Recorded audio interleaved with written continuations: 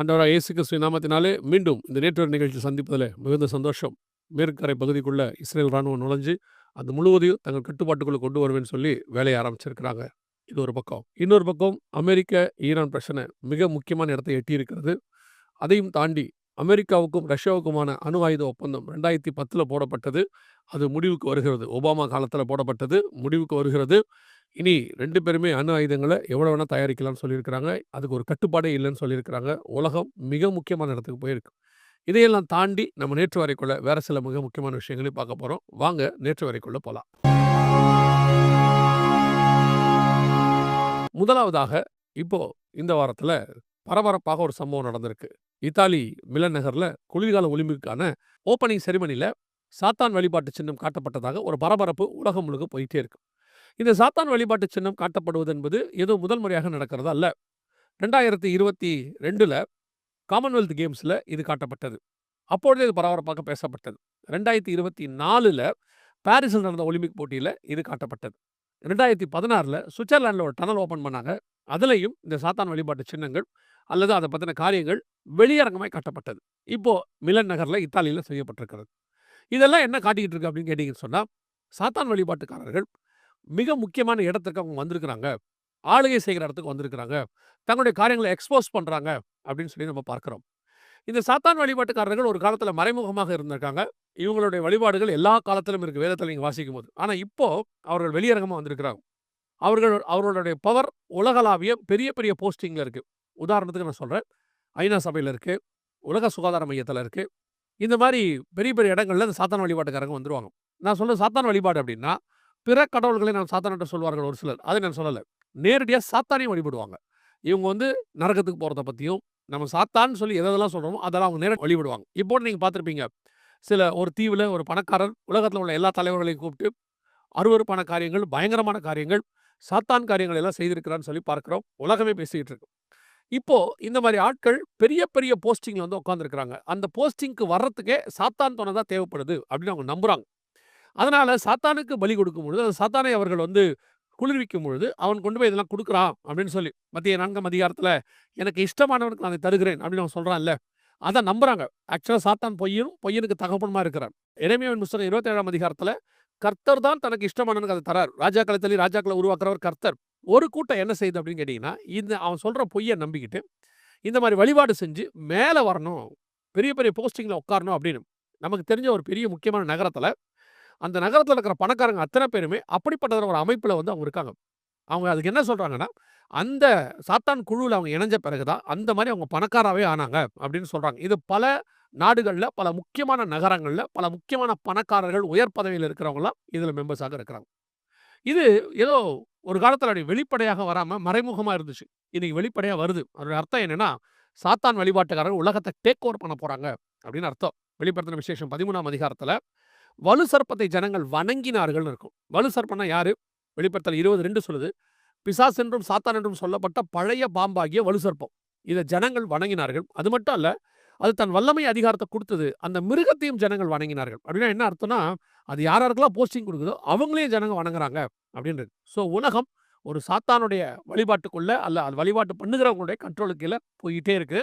இதைத்தான் நம்ம சொல்கிறோம், கடைசி காலத்தில் பிசாசும் அவருடைய குமாரனும் சேர்ந்து ஆளுகை செய்வார்கள் அந்தி கிறிஸ்துவை குறித்து. அது இப்போ வெளியரங்கமாக எல்லா நாடுகளிலும் வர ஆரம்பிச்சிருக்குது. அவங்களுடைய சின்னங்கள் அங்கே வைக்கப்படுகிறது. ஒரு அரசாட்சி வருதுன்னா அந்த ராஜாவுடைய சின்னம் அங்கே வைப்பாங்க. ஒரு ஒரு ஒரு கவர்மெண்ட் வருதுன்னா அந்த அரசாங்கத்தினுடைய சின்னம் அங்கே இருக்கும். அதே மாதிரி தான் இப்போ சாத்தானுடைய சின்னங்கள் எல்லா இடத்துக்கும் வருது. என்ன சொல்லுதுன்னா, சாத்தானுடைய அதிகாரம் அல்லது ஆளுகை 7 ஆண்டு காலம் பூமியில் நடக்க போகுது. அதற்கான முன்னடையாளம் வெளிப்படையாக தெரிய ஆரம்பித்திருக்கிறது. நாம் அடுத்த காரியத்துக்கு போக போகிறோம். இஸ்ரேலில் ஒரு மிக முக்கியமான ஒரு சர்வே எடுத்தாங்க. ஆச்சரியப்படுற ஒரு சர்வே. அந்த சர்வேவுடைய காரியம் என்ன சொல்லுது அப்படின்னு கேட்டிங்கன்னா, 2050 அல்ட்ரா ஆர்த்தடாக்ஸ் இஸ்ரேல் அதிகமாக இருப்பாங்க. 4 பேருக்கு ஒருத்தர் இருப்பாங்க அப்படின்னு. இந்த அல்ட்ரா ஆர்த்தடாக்ஸ் இஸ்ரேல் அப்படின்னா என்னங்க அப்படின்னு கேட்டிங்கன்னா, நாம் சொல்லுவோம் இல்லையா, பழமைவாதிகள் அப்படின்னு சொல்லுவோம். அப்படி இல்லை அப்படின்னா இவங்க கொஞ்சம் ஆர்த்தடாக்ஸ் அப்படின்ற அர்த்தம் என்னென்னா, அவங்க தங்களோட மத நம்பிக்கையில் ஊறினவர்கள் அப்படின்னு. பொதுவாக இவங்களுக்கு உலகளாவிய நம்ம வைக்கிற பேர் என்ன, வலதுசாரிகள் அப்படின்னு சொல்லுவாங்க. இல்லைன்னா ஒரு சிலர் இவங்க ஃபாசிஸ்ட் அப்படின்னு சொல்லுவாங்க. அவங்க என்ன செய்வாங்க அப்படின்னு கேட்டிங்கன்னு சொன்னால், தங்கள் கடவுளுக்காக, தங்கள் மக்களுக்காக இவங்க என்ன செய்வாங்க, எல்லாத்தையுமே விட்டுக் குடுப்பாங்க. ஆனா, சில ஃபாசிஸ்ட் இருக்காங்க. தங்கள் கடவுளுக்காக மத்தவங்கள கொல்லுவாங்க. மத்த வழிபாடுகள இடிப்பாங்க. மத்தவங்க வந்து அவங்கவங்க கடவுள தேடக்கூடாதுன்னு சொல்லி இவங்க என்ன பண்ணுவாங்கன்னு கேட்டீங்கன்னா, அவங்களுடைய உரிமைய பறிப்பாங்க. இந்த மாரி ஃபாசிஸ்ட் இருக்காங்க. இந்த ஃபாசிஸ்ட் யாருன்னு கேட்டீங்கன்னா, ஹிட்லர் மாரி ஆட்கள். இந்த ஹிட்லருடையதான வகையறாக்கள் இன்னைக்கு உலகளாவிய எல்லா நாட்டிலும் இருப்பாங்க. இவங்களுக்கு வந்து இவங்க கடவுள வழிபட்டா புடிக்காது. அவங்க கடவுள அவங்க வழிபடுவாங்க. ஆனா மத்த கடவுள்களையும் வழிபடக்கூடாதுன்னு சொல்லுவாங்க. இது ஒரு வகையான மென்டல் பிரச்சனை இது. ஸோ அவங்கள விட்டுருவோம். அவங்க இருக்கட்டும். இது என்னன்னு கேட்டீங்கன்னா, இவங்க ஆர்த்தடாக்ஸ், அல்ட்ரா ஆர்த்தடாக்ஸ். இவங்க என்னன்னு கேட்டீங்கன்னா, ரொம்ப ஆ பின் பாயிண்ட்டா தங்கள் கடவுள வழிபடுவாங்க. அந்த வசனத்த அப்படியே நியாயப்பிரமாணத்த கைக்கொண்டு, இந்த நியாயப்பிரமாணத்துக்காக வாழ்வாங்க. அப்படிப்பட்டதான ஆர்த்தடாக்ஸ், அல்ட்ரா ஆர்த்தடாக்ஸ் ஜூஸ் இப்போ இன்கிரீஸ் ஆகிட்டே வராங்க அப்படின்னு சொல்றாங்க. ஆனா இத டைம்ஸ் ஆஃப் இஸ்ரேல்ல எப்படி எழுதியிருக்காங்கன்னா, அவங்களுடைய வியூல இருந்து எழுதுறாங்க டைம்ஸ் ஆஃப் இஸ்ரேல். இன்னைக்கு உள்ள ஜனநாயக முறைப்படி, இன்னைக்கு உள்ளதான காரியங்கள் படி அவங்க எப்படி எழுதுறாங்கன்னா, இவங்க வளர்றது வந்து நல்லதில்ல. ஏன்னு சொன்னா இவங்க மிலிட்டரிக்கு வரமாட்டாங்க. இவங்க என்ன செய்வாங்கன்னு கேட்டா, தங்கள் கடவுளுக்காக சேவை செய்றவங்களா இருப்பாங்க. கடவுள் சேவையில மட்டும் இருப்பாங்க. மிலிட்டரில வரமாட்டாங்க. மத்தவங்கள கொல்ல மாட்டாங்க. ஆனா நம்ம ஏற்கனவே ஃபாசிஸ்ட்லாம் எப்படி இருப்பாங்கன்னா, மிலிட்டரில சேர்ந்து மத்தவங்கள கொல்லுவாங்க. அந்த மிலிட்டரி தங் கண்ட்ரோல்ல இருக்கணும். தங்கள் தான் இருக்கணும். அதுல தங்கள் வழிபாட்டுக்காரங்க மட்டும் தான் அதுல இருக்கணும் அப்படின்னு நினைக்கக்கூடிய ஃபாசிஸ்ட் அவங்க. இவங்க அப்படி இல்ல. மிலிட்டரியிலே சேரமாட்டாங்க. இவங்க வந்து கடவுளுக்காக அதுல அந்த கடவுள் வழிபாட்டு முறைமை, அதுல போய் நியாயப்பிரமாணம், தேவாலயம் இப்படியே இருப்பாங்க. இந்த மாரி ஆர்த்தடாக்ஸ் இஸ்ரேலைட்ஸ் இன்கிரீஸ் ஆயிட்டே போறாங்க. இத கவலையாக டைம்ஸ் ஆஃப் இஸ்ரேல் சொல்லுது. என்ன சொல்லுதுன்னா, இவங்கலாம் வளர்ந்துட்டாங்கன்னா, இந்த மாரி ஆட்கள் அதிகமாயிட்டாங்கன்னா, அப்புறம் மிலிட்டரிக்கு ஆள் வராது. அதற்கு பிறகு இந்த மாரி சோசியல் மீடியா இந்த மாரி இடத்துக்குள்ள வரமாட்டாங்க. இவங்க வந்து இந்த மாரி WhatsApp அல்லது வந்துட்டு Facebook அந்த மாரி இடத்துல இவங்க ஈடுபட மாட்டாங்க. இவங்க முழுக்க முழுக்க பைபிள்குள்ள அதான் நியாயப்பிரமாணத்துக்குள்ள இருப்பாங்க. ஆனா நாம பார்க்குற ஃபாசிஸ்ட் எப்படி இருப்பாங்கன்னா, இவங்க வந்துட்டு இந்த மாரி ஒரு மீடியாவோ, WhatsAppஓ எல்லாத்தையும் தங்கள் கையில கண்ட்ரோல்ல வச்சுக்கிட்டு, அந்த மீடியாவையே தன் கண்ட்ரோல்ல வச்சுக்கிட்டு, தான் சொல்றது மட்டும் தான் அங்க புரொபகண்டா பண்ணிக்கிட்டு, மத்தவங்கள அதுல குறை சொல்லிக்கிட்டு, மத்த வழிபாட்டுக்காரங்கள துஷ்பிரயோகம் பண்ணிக்கிட்டு, அவங்கள பத்தினதான நெகட்டிவான கமெண்ட்ஸ போட்டுக்கிட்டு இருப்பாங்க. மீடியாவ தன் கையில வைக்கணும்னு நினைப்பாங்க. ஹிட்லர் மாதிரி. ஹிட்லர் அப்படிதான் செஞ்சாரு. இந்த மாரி ஆர்த்தடாக்ஸ் ஜூஸ் வேற. இவங்க யாருன்னு கேட்டீங்கன்னா, தங்களுக்கு கடவுளுக்காக தங்களை அர்ப்பணிச்சு நியாயப்பிரமாணத்தின்படி வாழணும் அப்படின்னு சொல்லி அவங்க ஒரு முழுக்க இருப்பாங்க. சரி இந்த நியூஸ நம்ம ஏன் இப்ப சொல்றோம் அப்படின்னு கேட்டீங்கன்னா, இந்த நியூஸ வாசிக்கும்போது ஆண்டவர் எனக்கு ஒரு காரியத்த உணர்த்தினார். அதத்தான் உங்களுக்கு சொல்றேன். வெளிப்படுத்தின விசேஷம் 7ஆம் அதிகாரம் 1 முதல் 8 வசனத்துல பார்த்தீங்கன்னா, கடைசி நாட்களிலே அதாவது இந்த மாரி காலங்களிலே கடவுளுக்கென்று தங்களை அர்ப்பணித்த அதாவது தேவனுடைய முத்திரையை பெற்ற 1,44,000 இஸ்ரவேலர்கள் இருப்பாங்கன்னு பைபிள் சொல்லுது. ஒவ்வொரு கோத்திரத்திலிருந்தும் 12,000 12,000 பேர் இருப்பாங்க. இவங்க நியாயப்பிரமாணத்த கரெக்ட்டா ஃபாலோ பண்ணுவாங்க. கடவுளுக்காக தங்கள அர்ப்பணிச்சு கொள்றவங்க. கர்த்தர் சொல்லுவாரு, "இவங்க மேல உன் முத்திரைய போடு. இவங்கள பாதுகாக்கணும்னு" சொல்லுவாங்க. அந்த 7 வருஷத்துல இவங்க தான் பாதுகாக்கப்படுவாங்க. அதுக்கு பிறகு அர்மேகதான் யுத்தம் முடிஞ்ச உடனே, அந்த 1000 வருஷ அரசாட்சியில இவங்க மாம்சத்துல பூமியில பலிக்கு பெருகுவாங்க. ஸோ இந்த 1,44,000 இஸ்ரலைட்ஸ் 12 கோத்திரத்திலிருந்து கொண்டு வரப்படுவாங்க. இப்ப அப்படிப்பட்டதான ஒரு கூட்டம். சரி இதே மாரி கூட்டத்துக்கு முன்னாடி இருந்தாங்க. எங்க இருந்தாங்கன்னா, இயேசு வரும்போது பார்த்தீங்கன்னா, நம்ம யோவான் ஸ்நானகன் சொல்றோம் இல்லையா? அவர் வந்து வனாந்தரத்துல இருந்தாருன்னு. அப்போ அதே மாரி ஒரு குரூப் வனாந்தரத்துல இருந்து, இயேசு முதலாவது வருவதற்கு முன்பதாக கும்ரான் குகைகளுக்கு அருகாமையில தங்கள் லைஃபையே கடவுளுக்காக அர்ப்பணிச்சவங்க. மேசியா வருவாரு. இப்ப நமக்கு தெரிஞ்சது யோவான் ஸ்நானகன் மட்டும் தான்.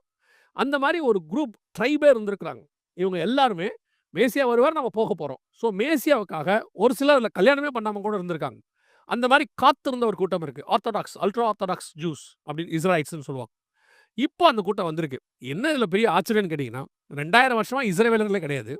ஒரு ட்ரைபும் கிடையாது. எங்க போனாங்க, ஏது போனாங்கன்னு தெரியாது. இப்போ 12 ட்ரைபும் திரும்பி வரத் தொடங்கி இருக்கிறது. எல்லா பக்கத்துல இருந்தும் அவங்க வரத் தொடங்கி இருக்கிறாங்க. அதுல குறிப்பாக நீங்க பார்த்தீங்கன்னு சொன்னா, இவங்க அதாவது 7ஆம் அதிகாரத்துல பார்த்தீங்கன்னா, வரவேண்டிய அந்த ஜனங்க அல்ட்ரா ஆர்த்தடாக்ஸ் இஸ்ரலைட்ஸ் இப்போ உருவாகிட்டு ஆரம்பிச்சுட்டாங்க. கடவுளுக்காக வாழக்கூடியவர்கள், தங்கள வேற எந்த இதிலும் ஈடுபடுத்திக் கொள்ளக்கூடாதவர்கள், சமூக வலைத்தளத்திலிருந்து ஒதுங்கி இருக்கிறவர்கள், அந்த மாரி கடன் இதெல்லாம் அவங்க வாங்க மாட்டாங்க. அந்த மாரி ஒரு குரூப் உருவாகியிருக்கிறாங்க அப்படின்னு டைம்ஸ் ஆஃப் இஸ்ரேல் சொல்லுது. அவங்க நெகட்டிவ் வியூல அத சொல்லியிருக்கிறாங்க. ஆனா அதுக்கு பின்னாடி இவர்கள் தேவனுக்கு காத்திருக்கிற ஒரு கூட்டம். வெளிப்படுத்தல் 7ஆம் அதிகாரத்தில் வரவேண்டிய கூட்டமாக நான் அதை பார்க்கிறேன். இவங்கள தான் இந்த மாரி ஆட்களைத்தான் கர்த்தர் அந்த 7 வருஷத்துல மறைச்சு 1000 வருஷ அரசாட்சியில பலுகி பெருக பண்ணுவார் அப்படின்னு நம்ம பார்க்கிறோம். அந்த மாரி ஒரு கூட்டம் இப்போ ரெடியா இருக்கு. கடைசியாய் ஒரு காரியத்தை பார்த்துட்டு நான் முடிக்க போறோம். கடந்த நேற்று வரையில மூல் புக் பத்தி நம்ம பார்த்தோம். அதாவது இந்த ஏஐ வந்து ஒரு தனக்குன்னு ஒரு வலைத்தளத்தை உருவாக்கி இருக்குது. அதில தங்களுக்கு என்று சொல்லி ஒரு மொழிகள உருவாக்குற அளவுக்கு அவங்க ஆயிருக்காங்க. ரிலிஜன் உருவாகியிருக்கு. அவங்களுக்கு ஒரு புஸ்தகம் உருவாகியிருக்கு. அப்படி அவங்க தங்கள தாங்களே பேசிக் கொள்றாங்க. இதெல்லாம் பார்த்தோம் இல்லையா? இப்ப அடுத்த கட்டத்துக்கு அது போயிருக்கு. என்ன அப்படின்னு கேட்டீங்கன்னா, இவங்க ஹியூமன் ஹையரிங் அப்படின்னு சொல்றாங்க. அதாவது மனிதனை வேலைக்கு எடுக்கிறதுக்காக இப்ப அவங்க அனவுன்ஸ்மென்ட் குடுத்திருக்கிறாங்க. அவங்களுடையதான உலகத்துக்கு, உலகம்னா நீங்க ஏதோ வேற எதுவும் நெனச்சிராதீங்க. நம்ம Facebookல இருக்கிற மாரி மெட்டாவர்ஸ் அப்படிலாம் கிடையாது. இந்த உலகத்திலேயே இப்போ ஏஐ கண்ட்ரோலுக்கு மொத்தமா போயிட்டு இருக்குது. சிஇஓஸ் எல்லாமே ஏஐ இருக்காங்க. சில வேலைகளை மனுஷங்கள வச்சு செய்யணும். மனுஷங்களுக்கு தான் செய்ய முடியும். அந்த வேலைக்கு அவங்க ஆள் எடுக்குறாங்க. முதல்ல நாம என்ன பண்ணியிருந்தோம், நம்ம வேலைக்கு ஏஐய யூஸ் பண்ணிட்டு இருந்தோம் இல்லையா? இப்போ அட்வான்ஸ்ட் ஆயிட்டு இருக்கு. இப்போ எப்படி ஆயிருச்சுன்னா, ஏஐ வந்து எல்லாத்தையும் நடத்துது. ஒரு ஆர்கனைசேஷன ஏஐ ஒரு உதாரணத்துக்கு சொல்றேன். ஒரு ஆர்கனைசேஷன், ஒரு ஃபேக்டரி முழுக்க ஏஐ. அதுல ஒரு சில வேலைகள் வந்து மனுஷங்க தேவைப்படுறாங்க. அவங்க இப்ப என்ன பண்ணியிருக்காங்கன்னா, அந்த ஜாப் ஆஃபர் கால் ஃபார் பண்ணியிருக்காங்க. பண்ணிட்டு, இந்த வேலைக்கு இந்த மாரி ஆட்கள் வேணும். உலகளாவிய அதான் ரொம்ப இம்பார்ட்டன்ட். உலகளாவிய. எந்தெந்த நாட்ல இருக்கீங்களோ, நீங்க எந்த ஹவர்ஸ்ல ஒர்க் பண்ண முடியும். ஒரு ஹவருக்கு உங்களுக்கு எவ்வளவு சேலரி அப்படி எல்லாம். அது பவுண்டா இருந்தா பவுண்டு, டாலரா இருந்தா டாலர், ரூப்பீஸ் இருந்தா ரூப்பீஸ். இப்படி ஒரு ஏஐ உடையதான ஒரு காரியம் அடுத்த முன்னேற்றத்துக்கு வந்திருக்கு. கவனிங்க, ஒரு காலத்தில் இந்த ஏஐ ரோபோட்ஸ் என்பது நமக்கு ஒரு வேலைக்காரர்கள் போல வந்தது. ஒரு டெக்னாலஜியா இருந்துச்சு அது. ஆனா வரும்போது கர்த்தர் உணர்த்தினாரு. அதுக்கு முன்னாடி ஹியூமனாய்ட் ரோபோட்ஸ் இருந்துச்சு. இது எல்லாத்தையும் பார்க்கும்போதே நமக்கு நல்லா தெளிவா தெரியுது. வெளிப்படுத்தல்ல சொல்லப்பட்ட காரியங்கள் நம்ம கண்ணுக்கு முன்னாடி நடக்குதுன்னு சொல்லி. ஆனா இப்போ தெளிவாக 100% கர்த்தர் சொன்னபடியே கடைசி காலத்தில மனுஷர்களை நடத்தக்கூடிய, மனுஷர்களை ஆளுகை செய்யக்கூடியதான ஹியூமனாய்ட் ரோபோட்ஸ் வந்துருச்சு. வெளிப்படுத்தல் 13, 15 யோவேல் 2ஆம் அதிகாரம் சொல்லப்பட்டதான மிக முக்கியமான ஒரு இனம் உருவாகி, இவங்க மனுஷனுக்கு வேலை குடுக்குறாங்க. இப்ப யோசிச்சு பாருங்க. கொஞ்சம் கொஞ்சமா இவங்க பெருகிருவாங்க. ஒரு பீரியட்ல மனுஷ சமுதாயம் நெறையா இருந்துச்சு. அதே நேரத்தில வேலை பார்க்கறதுக்கு மிஷின்ஸ் நம்ம கொண்டு வந்தோம். இப்ப மிஷின்ஸ் நெறையா இருக்கு. வேலை பார்க்கறதுக்கு மனுஷன கொண்டு வந்திருக்கு. இப்ப நம்ம கேட்கலாம், அதான் மனுஷன் நெறையா இருக்கிறானே! அப்படி இருக்கும்போது, எதுக்கு இந்த மனுஷன் போய் இவங்ககிட்ட வேலை செய்யணும் அப்படின்னு கேட்டீங்கன்னா, இன்னும் ஒரு சில காலங்களில நம்ம பார்க்கிறபடி, வெகு சீக்கிரத்தில 3ஆம் உலக யுத்தம் வரும். அதில பெரும்பான்மையான மக்கள் வந்து அழிக்கப்படுவார்கள். பாப்புலேஷன். அதுக்கு போன பிறகு நமக்கு வேலைக்கு மக்கள் தேவைப்படுவார்கள். அதையும் தாண்டி இன்னும் 4ஆம் உலக யுத்தம்லாம் இருக்கு. ஆல்பர்ட் ஐன்ஸ்டீனே அத பத்திலாம் பேசி வச்சிருக்கிறாரு. இருக்கு. பைபிள் படியும் ஒண்ணு நடக்கும்.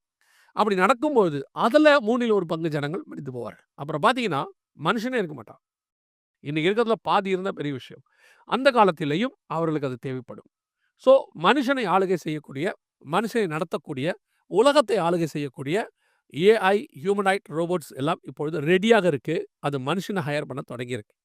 கொஞ்சம் கொஞ்சமா மனித சமுதாயம் மிஷின்ஸ் கையில அடிமையாயி போயிட்டுருக்கு. ஒரு காலத்தில மிஷின்ஸ் நம்ம டிபெண்டபிளாக இருந்தோம். வேற வழி இல்லாம இப்ப ஃபோனே இருக்கு. நம்ம டிபெண்டபிள் ஆயிட்டோம். ஃபோன் இல்லாம இப்ப வாழ முடியாதுங்கிற இடத்துக்கு நம்ம லைஃப் ஸ்டைல் வந்துருச்சு. அப்படியே நீங்க வாழணும்னு முடிவு பண்ணீங்கன்னா, இன்னைக்கு நீங்க பழமவியாதி ஆயிடுவீங்க. அல்லதுனா உலகத்த விட்டு ஒரு 25 வருஷம் பின்னாடி போன ஆள் மாரி ஆயிடுவீங்க. அப்படி நான் ஃபோன் இல்லாம வாழப் போறேன் அப்படின்னு முடிவெடுத்தீங்கன்னா. இப்போ அதே மாரி ஃபோனுக்கு நாம அடிமை ஆயிட்டோம். அல்லது ஸ்லேவரி அல்லது அது நம்மை ஆளுகை செய்ய தொடங்கிருச்சு. இப்போ அடுத்து ஹியூமனாய்ட் ரோபோட்ஸ். இவர்கள் ஏஐ நம்மளை ஆளுகை செய்ய தொடங்குகிறார்கள். இனி காலம் கண்டிப்பாக செல்லாது. வேதத்தில் சொல்லப்பட்ட கடைசி கால தீர்க்க தரிசனங்கள் எல்லாம் நம்முடைய காலத்திலே நம் கண்களுக்கு முன்பாக நிறைவேறிக் கொண்டிருக்கிறது. வருகை தாமதிக்குமானால் மீண்டும் உங்களை இன்னொரு நேர்ச்சுவல் நிகழ்ச்சியில் உங்களை சந்திக்கிறோம். இப்போ உங்களுக்கு ஒரு காரியத்தை சொல்லிட்டு நான் முடிக்க விரும்புகிறேன்.